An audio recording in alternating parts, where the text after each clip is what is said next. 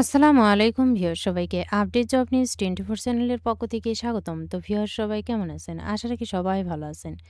প্রতিদিনের ন্যায় আজকে নতুন একটি চাকরি বিজ্ঞপ্তি আলোচনা করার জন্য চলে আসলাম। এটা হলো সিভিল সার্জনের কার্যালয়ে নিয়োগ বিজ্ঞপ্তি। সো এখানে দেখিয়ে দেওয়ার চেষ্টা করব যে এখানে কি কি পোস্ট হয়েছে, কতটা পোস্ট হয়েছে এবং কোন কোন পোস্টের জন্য কি কি শিক্ষাগত যোগ্যতা, আবেদন কবে শুরু হবে এবং কবে শেষ হবে এ সম্পর্কে ভিডিওতে আমি বিস্তারিত বলে দেওয়ার চেষ্টা করব।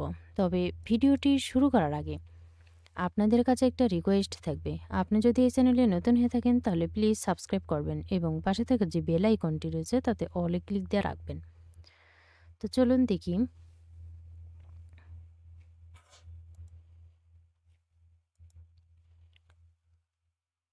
স্বাস্থ্য ও পরিবার কল্যাণ মন্ত্রণালয়, স্বাস্থ্য সেবা বিভাগ, সিভিল সার্জনের কার্যালয়, মুন্সিগঞ্জ নিয়োগ বিজ্ঞপ্তি প্রকাশ করা হয়েছে। পদের নাম: পরিসংখ্যানবিদ নেওয়া হবে ৫ জন। বেতন ১০,০০০ টাকা থেকে ২৪,৬৮০ টাকা। শিক্ষাগত যোগ্যতা: কোনো স্বীকৃত বিশ্ববিদ্যালয় হতে পরিসংখ্যান বা গণিত বা অর্থনীতি বিষয়ে স্নাতক বা সমমানের ডিগ্রি এবং কম্পিউটার চালনায় দক্ষতা থাকতে হবে। এর পরের পদ: অফিস সহকারী কাম কম্পিউটার মুদ্রাক্ষরিক নেওয়া হবে ২ জন। এখানে কিন্তু উচ্চ মাধ্যমিক সার্টিফিকেট পাশ হলে আবেদন করা যাবে, তবে কম্পিউটার বিষয়ে দক্ষতা থাকতে হবে। এরপর স্টোর কিপার নেওয়া হবে ৪ জন। এখানে উচ্চ মাধ্যমিক সার্টিফিকেট পাশ হলে আবেদন। স্বাস্থ্য সহকারী নেওয়া হবে ১২৬ জন। এখানে উচ্চ মাধ্যমিক সার্টিফিকেট পাশ হলে কিন্তু আবেদন করতে পারবেন। গাড়ি চালক নেওয়া হবে ২ জন। এখানে কিন্তু জুনিয়র স্কুল সার্টিফিকেট পাশ হলে আবেদন করা যাবে, তবে হালকা গাড়ি বা চালনার বৈধ হালকা ড্রাইভিং লাইসেন্স থাকতে হবে।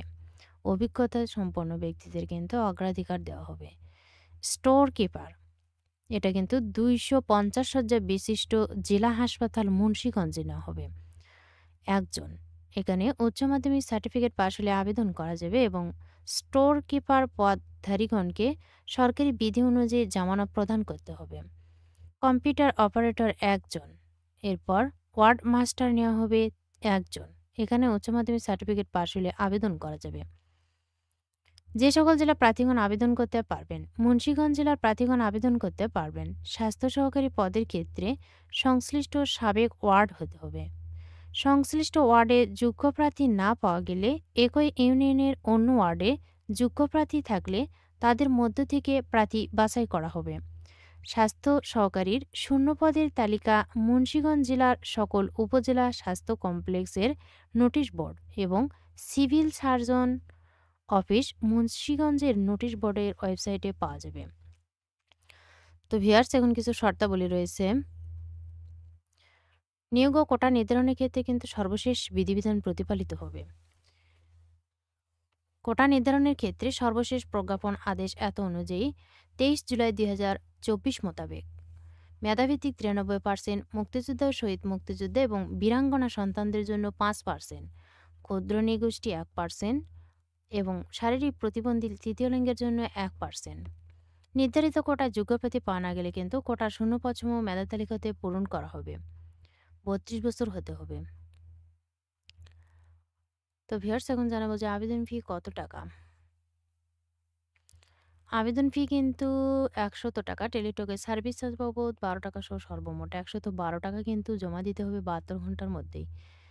তো ভিউয়ার্স, এখানে কিন্তু ছেলে এবং মেয়ে উভয় প্রার্থী আবেদন করতে পারবেন, তবে প্রার্থীকে কিন্তু মুন্সিগঞ্জ জেলার বাসিন্দা হতে হবে।